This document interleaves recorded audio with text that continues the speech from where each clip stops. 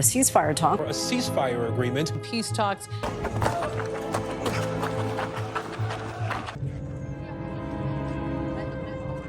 For 9 months, Israel has relentlessly bombed Palestine's Gaza while negotiating ceasefire or peace talks with Hamas through intermediaries like the United States, Qatar, and Turkey. Experts say that each time there are talks of a ceasefire, Israel escalates its brutal offensive.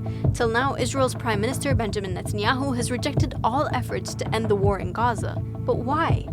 Well, Netanyahu believes that rejecting a ceasefire or peace deal is crucial for achieving total victory. Our security and the prospects of peace in the Middle East depend on one thing: total victory over Hamas. Experts suggest that prolonging the war is a tactic he's using to stay in power and prevent the fall of his far-right government. A recent Israeli poll shows that 2/3 of Israelis think Netanyahu should leave politics and not seek re-election. Continuous protests in several cities and on the street of Tel Aviv demanding an immediate deal to ensure the safe return of the Israeli hostages held in Gaza, and demonstrations against the country's seemingly endless war have eroded Israelis' trust in the government and severely damaged the state of Israel. Israel's offensive in Gaza has affected almost every sector and slashed the country's GDP by nearly 20%. According to Coface BDI, an Israeli risk management firm, at least 46,000 Israeli businesses have shut down since the country's military onslaught began. Israel's tourism sector, which the government used to project a soft image of the country in the past, has also collapsed, since Palestinians, who make up 70% of the country's labor force, have had their work permits frozen since the war began. Israel's construction sector, which usually accounts for 14% of the country's GDP, has suffered due to a labor shortage. Additionally, Houthi attacks in the Red Sea have dented the country's economy by forcing Israeli imports to be rerouted through Africa, thereby significantly increasing costs. Israel boasts the second largest tech sector in the world after Silicon Valley, accounting for 18% of the country's GDP and 50% of its exports. Although the industry hasn't collapsed, it is facing a labor shortage due to reservists being sent to war and a decline in investment in Israeli tech companies by 58%. Reports indicate that by the end of 2024, 60,000 businesses will be shut down. The military had two primary objectives: obliterate Hamas and recover the hostages. 9 months later, the Israeli army has killed nearly 39,000 Palestinians, mostly women and children, but hasn't defeated Hamas or recovered all the hostages.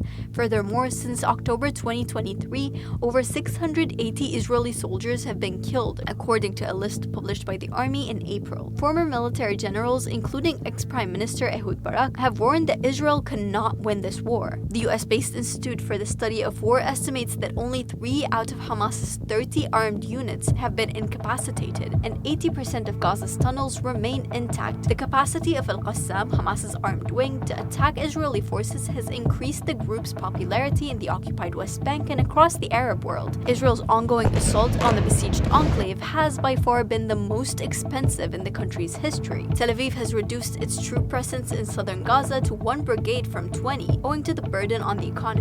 Israel's army has been further stretched in the north of the country as clashes with Lebanon's Hezbollah continue to escalate. Estimates indicate that the cost of the conflict will reach $67.4 billion by 2025, with Israel's stated objectives of ending Hamas and potentially reoccupying Gaza remaining elusive.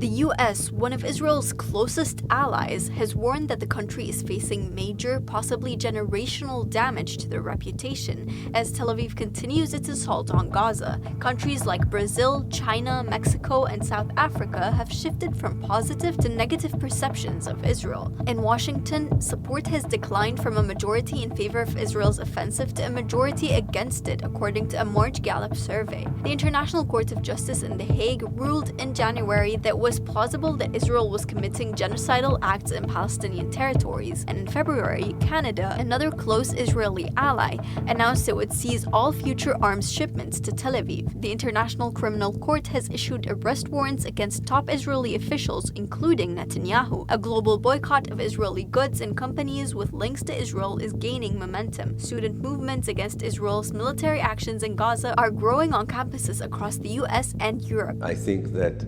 the Zionist project is beginning to dismantle, to disintegrate.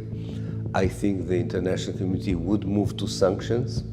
I think the Arab world would go through transformation. It would also change its policies toward the Palestine issue. As Palestinians in Gaza continue to suffer Israeli attacks, Israel's increasing isolation on the world stage and deteriorating economy could pose a significant threat to Israel's future, and that fear is visible on the faces of many Israelis. The government is a piece of shit. We have the worst government in the world.